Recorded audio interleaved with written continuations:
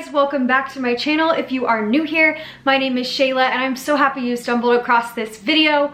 Kind of a weird video to come across if this is your first video. This is probably, as you can tell by the title, going to be a shock, I guess, to some of you guys, because I've realized I've never really talked about this and I don't know why I never talked about this. My whole point into talking about this is to spread awareness about what I have, because I feel like it gets missed a lot. Also, ignore this. I cut my finger pretty bad today. I got a new food chopper from McKenna for my birthday, and I got like a mandolin or whatever, and I was doing zucchini, and I'll just let you think about the rest. Today, I wanted to talk about my heart condition. So I have something called Wolff Parkinson's White, or WPW for short, and I remember looking it up when I was diagnosed with it, and I couldn't find like anybody who had had it. I couldn't find any resources or anyone to relate to or reach out to. And so I was like, why don't I just come up with a video myself, just so that way if you have it, I can kind of hopefully bring light to your situation. Maybe you feel like you can relate to me in some kind of way. I'm gonna go back to when I was a kid. So I was in kindergarten, so I was about like, I think that's like 5 years old, 4 or 5 years old. Obviously, I don't remember this because I was so young, but I was diagnosed with panic disorder in kindergarten. So I would get these horrendous panic attacks, anxiety attacks, and my parents would like be called and I'd have to be picked up from school, like that bad. And if you've ever had panic attacks before, you guys know how it feels. It is like you are done for the rest of the day. And we had like a catwalk kind of balcony thing at our house on our second floor where you could look down into our formal living room. I'm not afraid of heights at all. And she said, as I was like gonna walk across the catwalk, I just freaked completely out. And she said I was holding my chest like this, holding my chest and just crying and freaking out and like shaking. And she assumed that that was a panic attack, which it very well could have been. Fast forward, I had panic attacks my whole life. I have anxiety, it is what it is. I was medicated for it in college, actually. I don't know if I've ever shared that, but yeah. I was medicated in college all 4 years. I could not function without my anti-anxiety medication. I'm so blessed. I am off of all of that right now, so that feels so good. I've been off of it for a few years now. So anyways, this I promise you, this relates to what I'm talking about. So I was in high school. So I was about 16. I remember I had just gotten my driver's license. I had all kinds of friends. I was active in student council. I was a member of Key Club. I was taking AP courses. I was active in gymnastics, like competitive in gymnastics, as well as track and field. And I worked at our gymnastics gym Monday through Friday, and I absolutely loved it. So I was a very busy teenager, and I was taxi cab for my younger sisters. If you have any younger siblings and you just get your license, you know what I'm talking about. I was super busy, right? I just had so much going on all the time, but I was doing really well until one day I felt like something.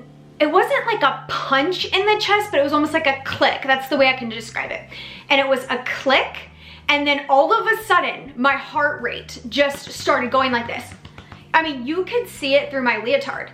And so I'm like, okay, well, maybe this is a panic attack because this is so random. And so I like sat down, my entire body broke out in hives, from head to toe broke out in hives. And I remember, and I'll get to it. I'll get to that in a second. But my entire body broke out in hives. I had cold sweats. I felt like I was gonna pass out, but I didn't. I just had to like breathe through it. I told my parents about that, and I hadn't had a panic attack in years. I was able to manage it throughout high school. It's when college it got like even worse, and my parents were like, oh, it's just an anxiety attack, like you're okay, whatever. Until it started to happen every other day. And then it started to happen every day.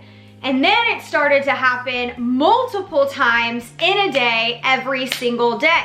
And I was like, Mom, Dad, like, you've got to listen to me. I don't think this is anxiety.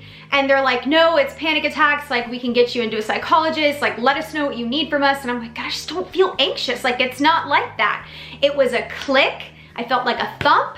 And then my heart rate, it just skyrocketed. And this is before, I'm dating myself, but this is before Apple Watches or anything that could like kind of track your heart rate. So I never really knew how high my heart rate was actually going until I had to wear a heart monitor from the doctor. It was happening so frequently, you know, to the point to where I realized my endurance was shot. I couldn't run one lap around the track. And for me, I was so in shape. I was young. I mean, I used to be able to just run until I, you know, couldn't run anymore. I couldn't finish a bar routine. I couldn't finish a floor routine. And my sisters and I, like, they used to make fun of me because at my last pass, like, I would just be hunched over and they would be like, Shayla, like, come on, throw it. You're being dramatic. But I physically couldn't. I couldn't feel my legs or my arms. I was exhausted. I got kicked out of the gym quite a few times actually because I couldn't finish a floor routine, but people just thought I was being dramatic. And I was like, I'm not being dramatic. I cannot breathe. I just don't have any energy. It got so bad to where I was taking naps throughout the day in my car. Well, I didn't have a car at the time, but it was in my parents' car. And it was just, something was really wrong. And so I finally went up to my dad and I'm like, Dad, listen, like, cause he has anxiety as well. I was like, this is not anxiety. Something's wrong with me. I have no energy. I can't get through practice. I can't get through work. I'm getting full body hives. I'm having episodes. It was waking me up in the middle of the night. I was having episodes at like 2, 3 a.m. So I couldn't sleep very well. And these episodes wouldn't last for very long. It kind of depended on, gosh, I feel like it's forever since I've had one because it is, but they wouldn't last very long, maybe 30 seconds, 45 seconds at the most. But afterward, like I said, like I used to carry around cortisone cream with me because of my hives. They were so bad and so itchy. And it was so unbelievably miserable. And so my dad's like, okay, fine, we'll go take you to a cardiologist just so we can knock that out. And no shade or shame to my parents at all. Like, no one would have known what this is, especially back in, when did I graduate high school? 2013. So back in 2010, 2011, like no one would have known what this was. I would have thought it was anxiety too if my kid came up to me, especially one that had experienced panic attacks and anxiety her whole life. Like I would have not thought this either. So please don't take it as me shaming my parents at all because I'm alive and healthy and well and whatever. Anyways, they take me to a cardiologist in Pennsylvania. So it was about a 2-hour drive. And I kind of shared with him my symptoms and how I was feeling. And he was like, okay, well, what we want you to do is wear a heart monitor. So you can just like stick it in your sports bra in the back at practice and just have like the little stickies. We'll give you like tons of little stickers. And whenever you have an episode, press this button on the heart monitor. It will record and it will, like after a week, it'll send us that information on that heart monitor. But you have to like charge it. It was like super old school. Now that I think about it, like, you know, I feel like this would have gotten picked up a lot sooner if this would have happened now, obviously. But I had the heart monitor on and, you know, it was happening very frequently. I was wearing it. I wore it all day long, every day, because I was having multiple episodes in a day at this point, and I was just like exhausted. So I remember like pressing record, it would record, and then, champ, that's just unbelievable. Can you lay down? My dog's being annoying. By the end of the first week, like say I got it on a Monday, by Friday, my doctor called me and was like, you have got to come in when you can come in. My next availability is next week. I need you to stop all sports. I need you to stop everything you're doing and you need to rest. Like you need to stay home from school and you need to rest. And I was like, what? Like my whole life, if you guys have no idea who I am, this is your first video you're watching. I come from a very athletic family. My mom won the Olympics in '84. My dad played college football and all 3 of my younger sisters were competitive in gymnastics. I competed at Baylor. McKenna competed gymnastics at LSU, and Emma, the youngest, competed at Arkansas. So just a huge competitive family. My whole life was sports. My identity was sports. So now someone's telling me that my health is prohibiting me to participate in any sports. So I go from being this super athletic girl to having to literally stay home from school so I can save my heart. Just really bizarre. I've never suffered from depression ever in my life, and I'm so grateful for that. But I remember just feeling real down. Like I missed that rush and that chase from sports and from athletics. So if you're struggling with that, I understand how that feels.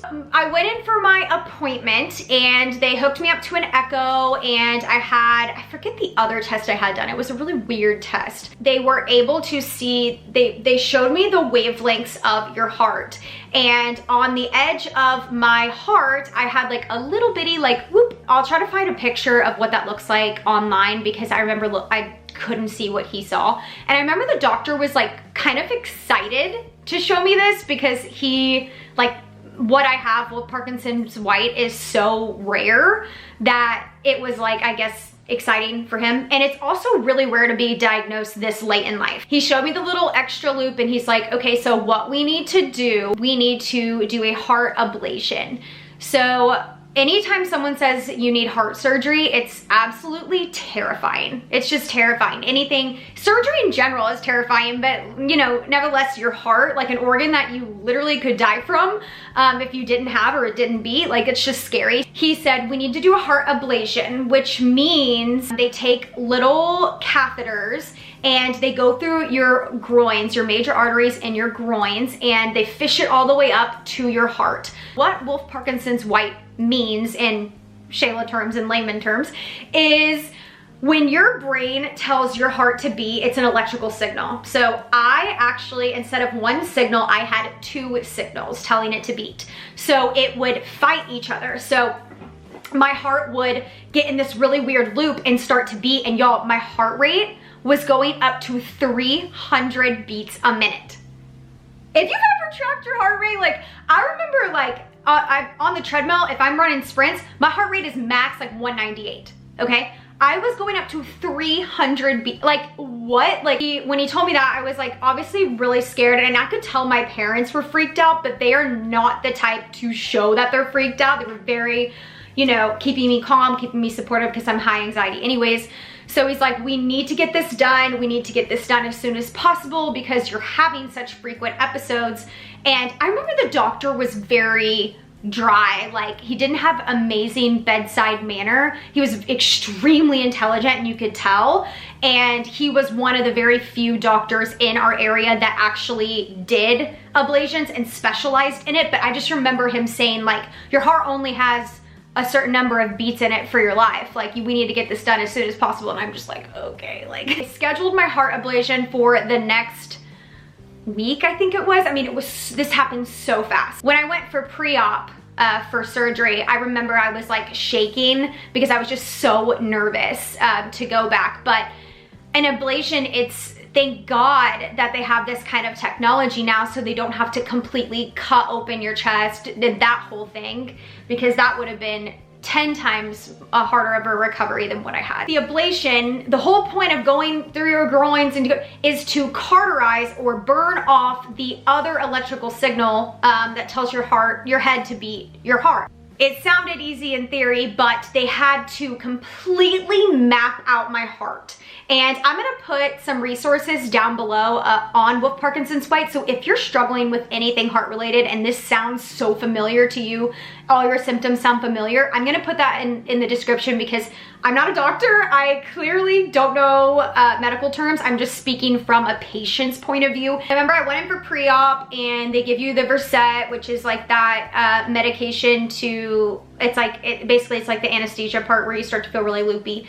And they had to give me a lot of anesthesia because I just had such high anxiety that I wouldn't go down. I remember that just being like so terrifying. It was my first surgery ever. They took me back and they told my parents it should only be, you know, 2 hours max. They had to wait for an episode to happen to be able to see exactly where my heart signal. It's quite amazing, but to see where it was so that way they could burn the right pathway. And I remember the chances of them burning the wrong one or burning something else was really, really low when I first went back, because it was apparently like so obvious which pathway was extra or something like that. I don't even know, okay? They said the only way this could be extremely complicated or super rare or could take a lot longer is if her second pathway is, I forget exactly where, but like behind some chamber, like behind, underneath something. I'm gonna have to look this up so I can actually explain it to you.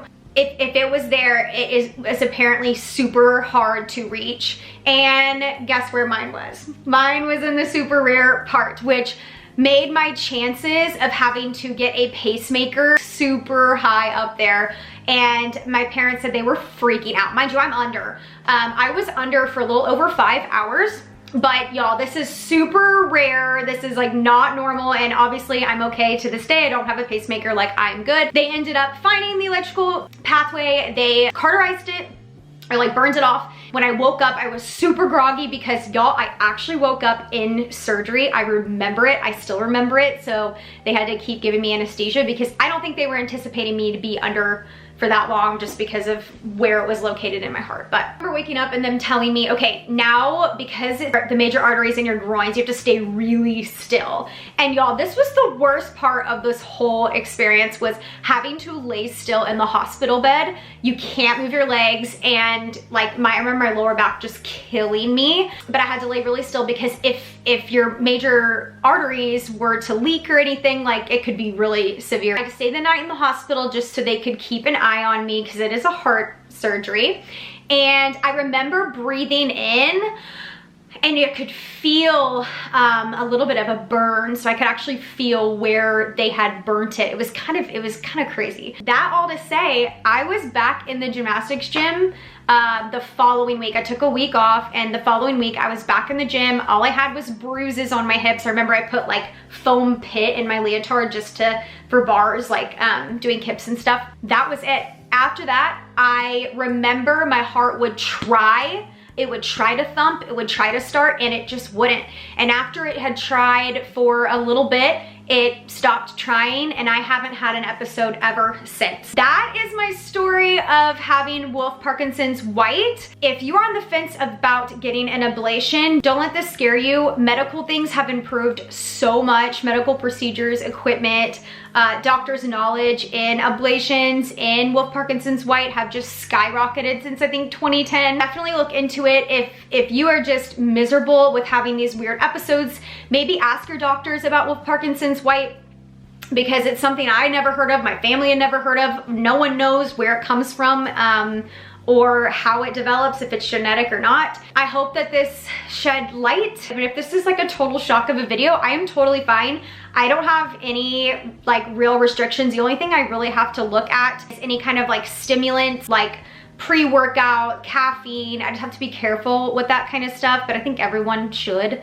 But other than that, I don't have any restrictions. My endurance is back. I don't feel any different. I ran a half marathon last year, and I did a bodybuilding competition in December. So clearly it doesn't affect my fitness at all anymore post-ablation. So if you are really struggling and you're thinking about getting an ablation, definitely look into it. I think obviously mine was totally worth it because I don't even think twice about it anymore. Now, this was a different kind of video, but if you are new and like I said, this is your first video, make sure you're subscribed. I love to post Q&As, daily vlogs, and a lot of fitness and health and nutrition kind of related content if you're into that. And if you guys have any questions regarding this heart disorder, or if you have it too, feel free to leave comments down below. I will respond to your questions. I also am active on social media, other platforms, so Instagram is definitely my favorite, so make sure you are following me there, and you can shoot me DMs there. I'm happy to talk about this too. And also, I just kind of started diving into TikTok, so if you are wanting to follow me on TikTok, I'm kind of more of myself on there than I am on Instagram for some reason. It's just like more goofy and silly version of me there. So follow me on TikTok. I'll have those linked down below. And with that being said, I'm so appreciative that you guys watched this video, and I will see you next time. Bye.